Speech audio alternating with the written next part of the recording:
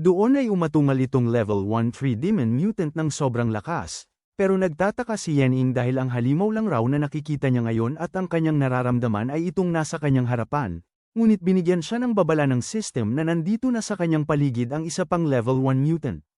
Kaya napapatanong itong si Yening habang hindi maalis ang kanyang tingin sa halimaw na kung talaga raw ba na mayroon pang ibang halimaw. At nagulat si Yening dahil napansin niya na muli na namang umatake sa kanya ang level 1 3-demon mutant. Dahil dito ay agad na tumakbo si Yening upang hindi siya mahuli ng halimaw. Kahit ibinuhos na ni Yening ang kanyang bilis ay kanyang napagtanto na masyado din mabilis ang mutant na humahabol sa kanya. Kaya upang makaiwas ay mas pinabilis pa ni Yening ang kanyang galaw na halos hindi na maaninag ang kanyang imahe. Siya ay dumiretso sa pinakalikod ng gubat upang ilihis ang atensyon ng 3-demon na humahabol sa kanya. Habang patuloy na tumakbo si Yening ay napansin niya na nag-iba ng ruta ang 3-demon, kaya natanong ni Yening sa kanyang sarili na kung saan raw ba pupunta itong halimaw. Pero sa hindi niya inaasahan dahil tumalon lang pala ang 3-demon upang umatake, si Yening nang kanyang nakita na nasa kanya ng itaas ang 3-demon ay masyado siyang nagulat. At nang tumama ang sanga ng 3-demon sa lupa ay nagkaroon ito ng malakas na pagsabog. Pero mabuti na lang ay mabilis itong naiwasan ni Yening at napapatanong din siya na kung bakit kayang tumalon ng ganoon kataas ang ganito kalaking halimaw. At nagtataka din siya dahil magpasa hanggang ngayon ay hindi pa lumalabas ang isa pang halimaw, marahil raw ba ay naghihintay lang ito ng pagkakataon upang maglunsad ng biglaan na pag-atake. Pero mapapansin na muli na namang ginalaw ng 3-demon ang isa niyang malaking sanga upang umatake sa ating bida. Si Yening na naghahanda ay nasabi niya na wala na raw siyang oras upang tumakas at wala na din siyang oras para isipin pa ang isang level 1 mutant na hindi pa lumalabas. Ang dapat raw niyang gawin ngayon ay makipagsabayan nitong 3-demon. Kasunod nito ay matagumpay na tinamaan ni Yening ang isang sanga ng halimaw ng kanyang armas. Dahil doon ay ininda ng 3-demon ang atake ni Yening dahilan para umangat ang kanyang katawan, at mapapansin din sa dibdib ng 3-demon na mayroong isang maliit na halimaw ang nakadikit sa kanya. Nang ito ay nakita ni Yening ay naging seryoso ang kanyang tingin dito. Makikita ang maliit na level 1 mutant na ito ay nakatingin sa ating bida na tila ba ito ang dahilan kung bakit naging mabilis ang kilos ng 3-demon. Sa labis na pagkabigla ay hindi napansin ni Yening na ang isang sanga ng 3-demon ay tumama sa kanyang isang braso. Nang tumalon si Yening papunta sa ibaba ay nagtataka siya na kung ang nakita raw ba niya na maliit na halimaw ay ang isa pang level 1 mutant na kanina pa niya hinahanap. Naalala din ni Yening sa nakaraan niyang buhay noong mayroon silang nakaharap na dalawang mid-level 2 na mutant at nagawa nila itong matalo, pero hindi nila inaasahang makakaharap din sila ng dalawang level 1 mutants, at dahil doon ay halos ang lahat ng miyembro sa kanilang grupo ay nagtamo ng matinding sugat at dalawa pa sa kanila ang nasawi. Kung hindi lang raw sana ganoon kahusay magtago ang pangalawang level 1 mutant ay hindi sana mauwi sa ganoon na sitwasyon ang kanilang grupo. Naalala din niya sa nakaraan niyang buhay na ang 3-demon at ang isa pa ay napatay ng piling pangkat ng mga militar. Ngunit dahil sa mga sinabi nila noon ay nagkaroon siya ng maling akala. Palagi raw talaga niyang iniisip na ang isa pang mutant ay nagtatago lang kahit saan. Pero ang tunay na sagot ay nasa harap lang niya mismo ang isa pang mutant na nakadikit sa 3-demon. Doon ay muli na namang umatungal ang level 1 3-demon, si Yening ay kanyang iniisip na sa kanya raw napansin ngayon ay ang Bender mutant pala ang nagbibigay ng kapangyarihan sa pamamagitan ng buff sa 3-demon, pero mukhang hindi naman ganoon katagal ang epekto nito. Kapag muli daw nagbibigay ng buff ang Bender ay napansin niya na umaatres ng isang hakbang ang 3-demon. Napansin din niya na wala raw pagbabago ang attack pattern nitong halimaw, katulad pa rin kung ano ang kanyang ginawa kanina. Kung tama ang kanyang hula ay tatalo na naman ng mataas itong 3-demon upang umatake sa kanya. Habang tumalon ng mataas ang 3-demon ay nasabi ni Yening na matapos raw niyang malaman ang ganitong plano ng panlilinlang ng dalawang mutant ay naging kampante na siya na magawa niyang matalo ang dalawang mutant. At nang bumagsak na sa lupa ang 3-demon kung saan nakatayo si Yening ay nagkaroon ito ng malakas na pagsabog. Pero makikita lang itong si Yening na tumalon siya sa mga sanga ng 3-demon upang kanyang puntiryahin ang Bender na nasa katawan ng 3-demon.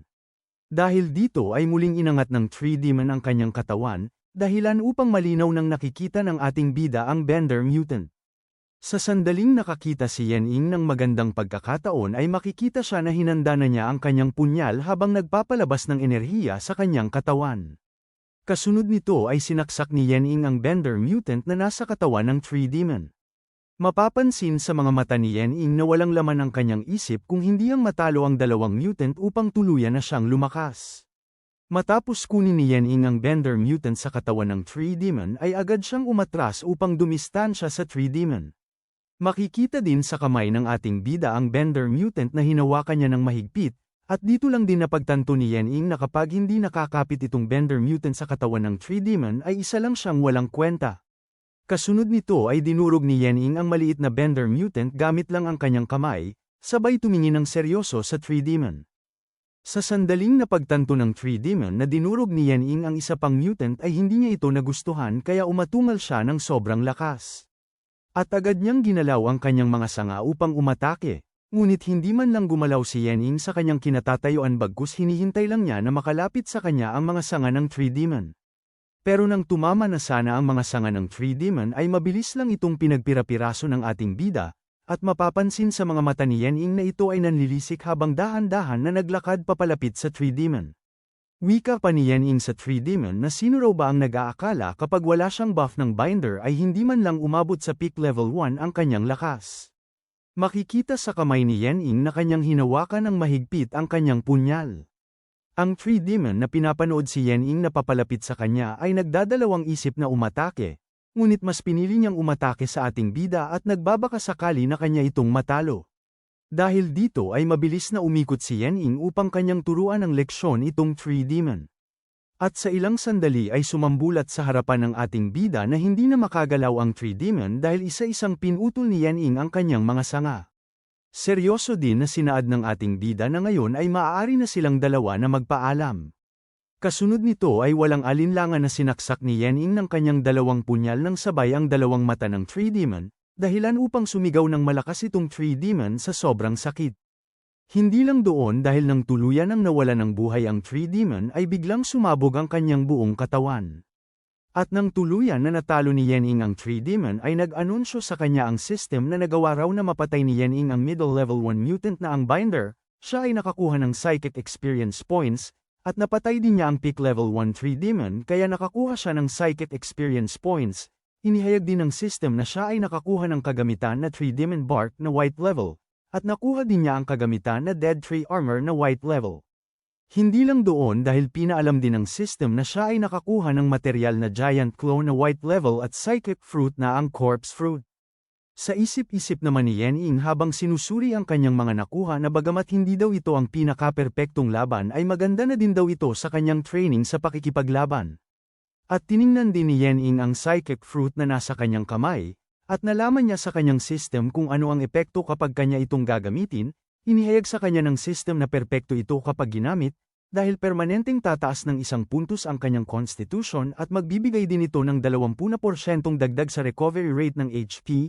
Tinanong din siya ng system na kung kanya raw ba itong gagamitin, sumagot si Yen-Ing sa system ng oo, kanya itong gagamitin. Kasunod nito ay makikita ang Psychic Fruit na nasa kamay ng ating bida na dahan-dahan itong natutunaw at naging espiritual na enerhiya. Nasabi din ni Yen-Ing na para daw sa mga nag-awaken ay ang pagtaas ng kanilang buong level ay nadaragdagan lang sila ng 4 na puntos, matapos raw niyang matalo ang dalawang boss na yun kanina ay naramdaman niya na medyo lumakas na din siya, magandang resulta raw talaga ang kanyang pagpunta dito. Sa kabilang banda ay makikita itong tatlong mga nag-awaken na sila ay hingal na hingal sa walang tigil na pagtakbo, at sinaad nitong isa sa dalawa niyang kasama na ang psychic pressure daw ng boss ay bigla na lang naglaho. Marahil raw ba kaya nakagagawa nito ng putok ng baril na kanilang narinig kanina? Siguro ay isang level 2 na nag-awaken ang may-ari ng baril na kanilang narinig. Pero nagtataka sila dahil ni isa ay wala silang ibang nakitang tao na pumasok dito sa gubat maliban na lang sa isang lalaki kanina. Wika naman itong lalaki na may dilaw na buhok na noong nakausap nila kanina ang lalaki ay mayroon siyang nakakatakot na tingin. Marahil raw ba na talagang ang tao na iyon ang mag-isang tumalo sa boss. Makalipas ang 30 na minuto ay tumungo si Yen-Ing sa inner city ng Heavenly Wind Safety Zone, isang seksyon para sa pagbili ng mga material mula sa mga mutant. Nang inilapag ni Yen-Ing ang bag na kanyang dala ay nagtanong sa kanya ang lalaki na kung ang laman raw ba nito ay mga materyales na kanyang ibebenta, ayon naman ni Yen-Ing na kunin niya ang lahat ng ito at sabihin sa kanya kung magkano ang presyo.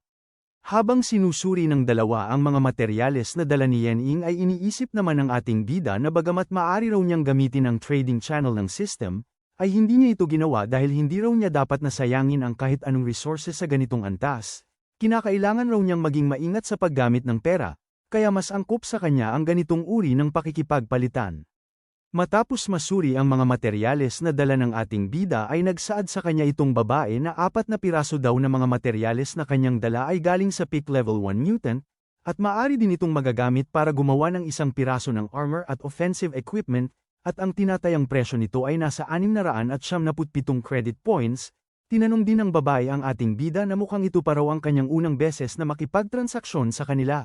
Kaya mabibili nila ang kanyang materyales sa espesyal na presyo para sa kanilang bagong customer. Kanila itong bibilhin sa halagang 700 credit points. Napinasangayunan naman ni Yening ang paliwanag ng babae. Ayusin lang raw niya ang pagbabayad, pero sa kanyang isip-isip na sa mundo raw na ito matapos ang apocalypse ay ang 700 credit points ay maaaring makabili ng mahigit 200 kilo ng karne o kaya naman ay makapag-upa ng 7 hanggang 8 sundalong mersenaryo para magtrabaho. Masyado na raw mataas ang ganitong halaga. Doon ay inabot na ng matabang lalaki ang bayad sa ating bida, paliwanag pa ng babae na matagumpay na raw na nailipat ang credit points kaya pakiusap kanya itong tingnan. Inalok din ng matabang tindero si Yening na sila raw ay nagbebenta ng mga equipment at mga supply maging ang mga baril, at nag-aalok din sila ng pagpapasadya para sa anumang espesyal na pangangailangan ng kanilang kliyente. Mayroon raw ba siyang kinakailangan na bilhin sa kanila ng mga kagamitan? Pero tinanong lang siya ni Yening na kung mayroon raw ba silang mga skill book patungkol sa espada. Nakangiti na sumagot ang matabang tindero na mayroon silang mga skill book patungkol sa mga espada, ngunit iyon ay mababa ang level, at sa totoo lang ay mga D-level lang ang mayroon sila at ganoon din sa buong Heavenly Winds Safety Zone. Nagtanong din ang babae sa ating bida na kung ninanais pa rin daw ba niyang bumili ng mga skill book patungkol sa sword skill. Doon ay tiningnan ni Yening kung ano ang mga nilalaman ng mga D-level na sword skill, at nang kanyang napagtanto na masyadong mababa ang mga antas nito ay nasabi niya sa kanyang sarili na ito raw ay walang kwenta. Bagamat hindi raw niya kinakailangan na mag-alala tungkol sa lakas ng binagong skill ng system, pero ang epekto ng binagong skill ay mayroon din malapit na kaugnayan sa orihinal na skill, kaya hindi raw siya maari na pumili ng skill ng basta-basta. Katulad daw sa Swordstorm skill na kanyang ginamit ay kahit gaano ito kalakas ay mayroon din itong maikling delay bago may palabas, hindi ito gaanong flexible dahil masyadong malawak ang sakop ng lugar nito. Kung siya raw ay makakaharap ng isang high-level mutant na mabilis at maliksi sa hinaharap ay kapag nakaiwas ito sa kanyang Swordstorm ay magkakaroon ng mutant ng pagkakataon na makalapit at harapin siya. Nang napansin ng matabang tindero na masyadong tahimik ang ating bida ay kanya itong tinanong na kung nagustuhan raw ba niya ang mga D-level na sword skill, wika din niya sa ating bida na kung sa totoo lang raw kung hindi siya nagmamadali ay maaari silang magpadala ng ibang mga skill book mula sa ibang safety zone para lang sa kanya. Basta handa lang raw niyang bayaran ang handling fee ay makakahanap sila ng C-level na skill book, at kung wala daw siyang mga partikular na hinihinging sword skill ay maaari din silang maghanap ng B-level na skill book. Sa paliwanag ng matabang tindero ay sinaad sa kanya ni Yening na hindi na raw kinakailangan dahil kanyang kukunin itong D-level na sword skill, sa kanya naman isip-isip na gusto raw niyang makita kung ang magiging pagbabago ng ganitong uri na acceleration skill. Hindi naman makapaniwala itong matabang tindero sa biglaan na pasya ni Yening, ang isang tao raw na kayang makapagbenta ng mga materyales mula sa Peak Level 1 Mutant ay interesado sa mga walang kwentang skill, posible raw ba kaya na talagang mayaman lang ang batang ito? Bahala na raw siya sa kanyang pasya, wala na din saysay kung kanya pa itong iisipin.